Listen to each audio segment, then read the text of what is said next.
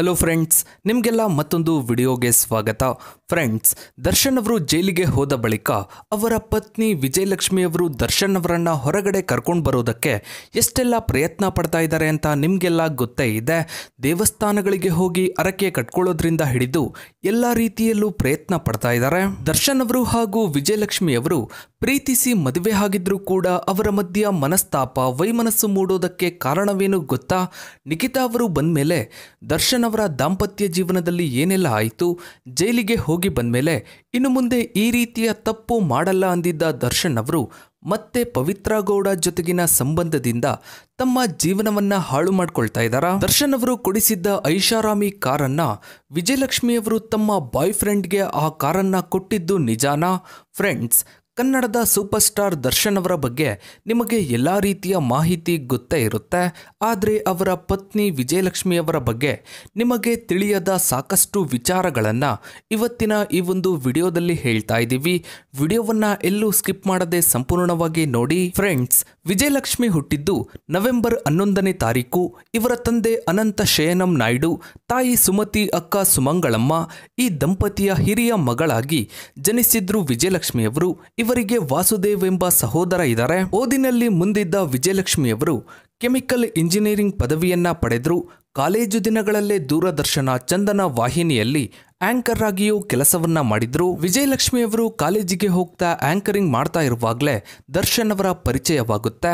Birthday party ಒಂದರಲ್ಲಿ friend ಒಬ್ರು ವಿಜಯಲಕ್ಷ್ಮಿ ಹಾಗೂ ದರ್ಶನ್ ಅವರ ಪರಸ್ಪರ ಪರಿಚಯ ಮಾಡಿಕೊಟ್ಟಿದ್ರು. ಈ ಪರಿಚಯ ಫ್ರೆಂಡ್ಶಿಪ್ ಆಯ್ತು.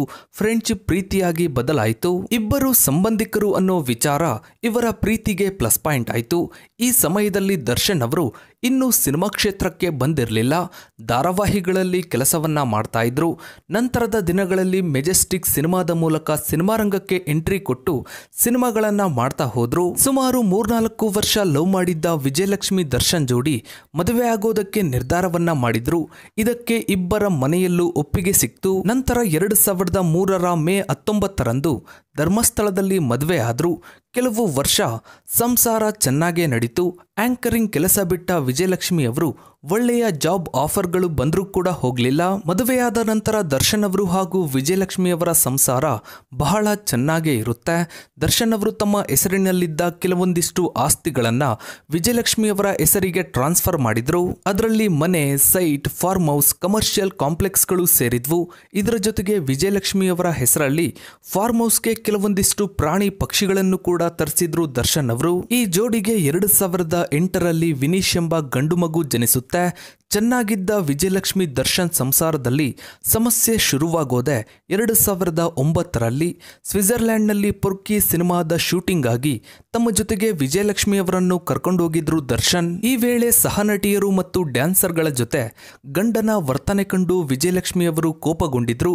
ಇದನ್ನ ಪ್ರಶ್ನಿಸಿದಾಗ ಸಿಟ್ಟಿಗೆದ್ದ ದರ್ಶನ್ ನನ್ನನ್ನ ಪ್ರಶ್ನೆ ಮಾಡೋದಕ್ಕೆ ಬರಬೇಡ ಅಂತ ಗದರಿಸಿದ್ರು. ಅಂದಿನಿಂದ ನಮ್ಮ ಸಂಸಾರದಲ್ಲಿ ಭಿನ್ನಾಭಿಪ್ರಾಯ ಉಂಟಾಯಿತು ಅಂತ ಸ್ವತಃ ವಿಜಯಲಕ್ಷ್ಮಿ ಹೇಳಿಕೊಂಡಿದ್ದಾರೆ.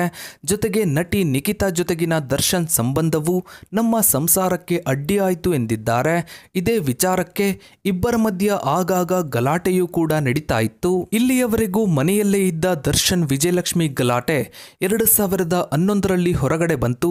ಚಲಿಸುತ್ತಿದ್ದ ಕಾರಿನಲ್ಲಿ ದರ್ಶನ್ ನನ್ನ ಮೇಲೆ ಹಲ್ಲೆ ಮಾಡಿದ್ರು ಅಂತ ವಿಜಯಲಕ್ಷ್ಮಿ ಕಂಪ್ಲೇಂಟ್ ಅನ್ನ ಕೊಟ್ರು. ಜೊತೆಗೆ ತನ್ನ ಹೆಸರಿಗೆ ಟ್ರಾನ್ಸ್ಫರ್ ಮಾಡಿದ್ದ ಆಸ್ತಿಯನ್ನ ವಾಪಸ್ ಕೇಳಿದ್ದಾರೆ ಅಂತಾನೂ ಕೂಡ ಹೇಳಿದ್ರು. ಇದೇ ಸಮಯದಲ್ಲಿ ದರ್ಶನ್ ಅವರು ಅರೆಸ್ಟ್ ಆದ್ರು. ನಂತರ ಸಿನಿಮಾ ರಂಗದ ಹಿರಿಯ ಕಲಾವಿದರು ವಿಜಯಲಕ್ಷ್ಮಿ ಅವರ ಜೊತೆ ಮಾತನಾಡಿ ಕಂಪ್ಲೇಂಟ್ ವಾಪಸ್ ಪಡೆಯುವಂತೆ ಮನವೊಲಿಸಿದ್ರು. ಆದರೆ ಕೋರ್ಟ್ ಇದನ್ನ ಒಪ್ಪಲಿಲ್ಲ. ಕೊನೆಗೆ ಹೈಕೋರ್ಟ್ ಬೇಲ್ ಕೊಟ್ಟಿದ್ರಿಂದ 28 ದಿನಗಳ ಬಳಿಕ ಜೈಲಿನಿಂದ ಹೊರಬಂದ್ರು ದರ್ಶನ್. ಬಂದವರೇ ಸುದ್ದಿಗೋಷ್ಠಿ ನಡೆಸಿ ಅಭಿಮಾನಿಗಳಿಗೂ ಹಾಗೂ ವಿಜಯಲಕ್ಷ್ಮಿ ಅವರಿಗೂ ಕ್ಷಮೆ ಕೇಳಿ ಇನ್ಮುಂದೆ ಇಂತಹ ತಪ್ಪು ಮಾಡಲ್ಲ ಅಂದ್ರು. ಇದೇ ವೇಳೆ ವಿಜಯಲಕ್ಷ್ಮಿ ಮಾತನಾಡಿ, ಇದು ನಮ್ಮ ಜೀವನದ ಕೆಟ್ಟ ಹಂತ. ಈ ಘಟನೆಯಿಂದ ನಾವು ಮತ್ತಷ್ಟು ಹತ್ತಿರವಾಗಿದ್ದೀವಿ ಅಂದ್ರು. ಇದರ ನಡುವೆ ನಟಿ ನಿಖಿತಾ ಅವರನ್ನ ಕನ್ನಡ ಚಿತ್ರ ನಿರ್ಮಾಪಕರ ಸಂಘ 3 ವರ್ಷದ ಅವಧಿಗೆ ಬ್ಯಾನ್ ಮಾಡಿ ಬಳಿಕ ಬ್ಯಾನ್ ಅನ್ನ ವಾಪಸ್ ತಗೊಂಡ್ರು. ಇದಾಗಿ 2-3 ವರ್ಷದಲ್ಲೇ ಮಗನ ಜೊತೆಗೆ ಪ್ರತ್ಯೇಕವಾಗಿ ಹೊಸಕೆರೆಹಳ್ಳಿಯ ಅಪಾರ್ಟ್ಮೆಂಟ್ನಲ್ಲಿ ವಾಸವಿರಲು ಮುಂದಾದ್ರು ವಿಜಯಲಕ್ಷ್ಮಿ. ದರ್ಶನ್ ಅವರು ಜೈಲಿಗೆ ಹೋಗಿ ಬಂದ್ಮೇಲೆ ಇನ್ಮುಂದೆ ಎಲ್ಲವೂ ಸರಿಯಾಗುತ್ತೆ ಅಂದುಕೊಂಡಿದ್ದ ವಿಜಯಲಕ್ಷ್ಮಿ ಅವರಿಗೆ ಮತ್ತೊಂದು ಸಂಕಷ್ಟ ಎದುರಾಯಿತು. ದರ್ಶನ್ ಅವರ ಜೀವನದಲ್ಲಿ ನಟಿ ಪವಿತ್ರ ಗೌಡ ಎಂಟ್ರಿ ಆದ್ರು. 2015ರಿಂದ ಇಬ್ರು ಲಿವಿಂಗ್ ರಿಲೇಶನ್ಶಿಪ್ ನಲ್ಲಿದ್ರು. ಈ ವಿಚಾರ ವಿಜಯಲಕ್ಷ್ಮಿ ಅವರಿಗೆ ಗೊತ್ತಾಗಿ ದರ್ಶನ್ ಅವರ ಜೊತೆ ಹಲವು ಸಲ ಗಲಾಟೆ ಮಾಡಿದ್ರು. 2016ರಲ್ಲಿ ದರ್ಶನ್ ವಿಜಯಲಕ್ಷ್ಮಿ ಗಲಾಟೆ ವಿಚಾರ ಮತ್ತೊಮ್ಮೆ ಪೊಲೀಸ್ ಠಾಣೆಗೆ ಹೋಯಿತು. ಮಗ ಮತ್ತು ಹೆಂಡತಿ ಇದ್ದ ಅಪಾರ್ಟ್ಮೆಂಟ್ಗೆ ಹೋಗಿದ್ದ ದರ್ಶನ್ ಗಲಾಟೆ ಮಾಡಿದ್ರು. ಮತ್ತೊಂದು ಕಡೆ ಪತ್ನಿ ವಿರುದ್ಧ ಗಂಭೀರ ಆರೋಪ ಮಾಡಿದ ದರ್ಶನ್ ಬಾಯ್ ಫ್ರೆಂಡ್ ಜೊತೆ ವಿಜಯಲಕ್ಷ್ಮಿ ಅಫೇರ್ ಹೊಂದಿದ್ದಾಳೆ. ತನ್ನ ಐಷಾರಾಮಿ RD ಕಾರನ್ನ ಆತನಿಗೆ ಕೊಟ್ಟಿದ್ದಾಳೆ. ಅದನ್ನ ಪ್ರಶ್ನೆ ಮಾಡಲು ಮತ್ತು ಮಗನನ್ನ ನೋಡಲು ಅಪಾರ್ಟ್ಮೆಂಟ್ಗೆ ಹೋಗಿದ್ದೆ ಅಂದ್ರು. ಇದು ನಮ್ಮ ಕುಟುಂಬದ ವಿಚಾರ ಆಗಿರೋದ್ರಿಂದ ಹಿರಿಯರ ಜೊತೆ ಮಾತನಾಡಿ ಬಗೆಹರಿಸಿಕೊಳ್ತೀವಿ ಅಂದ್ರು. ಹೀಗಾಗಿ ಪೊಲೀಸರು ಬಿಟ್ಟು ಕಳಿಸಿದ್ರು. ಗಂಡನ ಆರೋಪಕ್ಕೆ ಪ್ರತಿಕ್ರಿಯಿಸಿದ ವಿಜಯಲಕ್ಷ್ಮಿ ಅವರು, ನನಗೆ ಬಾಯ್ ಫ್ರೆಂಡ್ ಇಲ್ಲ, ಈ ಬಗ್ಗೆ ಬೇಕಿದ್ರೆ ತನಿಖೆ ನಡೀಲಿ ಅಂದ್ರು. ನಂತರ 2018ರಲ್ಲಿ ದರ್ಶನ್ ಪವಿತ್ರ ಗೌಡಗೆ RR ನಗರದಲ್ಲಿ ಒಂದು ಮನೆ ಮತ್ತು ವಿಜಯಲಕ್ಷ್ಮಿ ಅವರ ಬಳಿ ಇದ್ದಂತಹ ಐಷಾರಾಮಿ ರೇಂಜ್ ರೋವರ್ ಕಾರನ್ನ ಗಿಫ್ಟ್ ಆಗಿ ಕೊಟ್ರು. ದರ್ಶನ್ ಅವರು ಕೊಟ್ರು ಅನ್ನೋದಕ್ಕಿಂತ ಹೆಚ್ಚಾಗಿ ಪವಿತ್ರ ಗೌಡ ಅವರೇ ಕೊಡಿಸ್ಕೊಂಡ್ರು ಅಂತಾನೆ ಹೇಳಬಹುದು.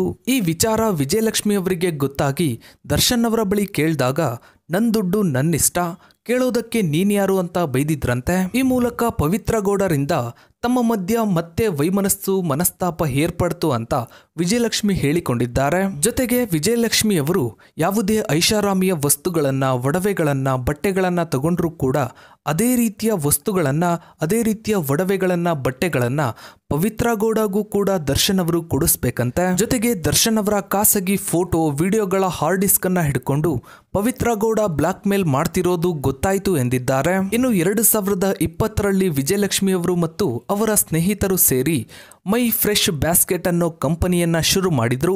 ಇದು ತರಕಾರಿ ಮತ್ತು ಹಣ್ಣುಗಳ ಡೆಲಿವರಿ ಮಾಡುವ ಕಂಪನಿಯಾಗಿತ್ತು. ಇನ್ನು 2024ರ ಜನವರಿಯಲ್ಲಿ ಪವಿತ್ರ ಗೌಡ ತನ್ನ ಇನ್ಸ್ಟಾಗ್ರಾಮ್ ಅಕೌಂಟ್ನಲ್ಲಿ ಒಂದು ಪೋಸ್ಟ್ ಅನ್ನ ಹಾಕಿದ್ರು.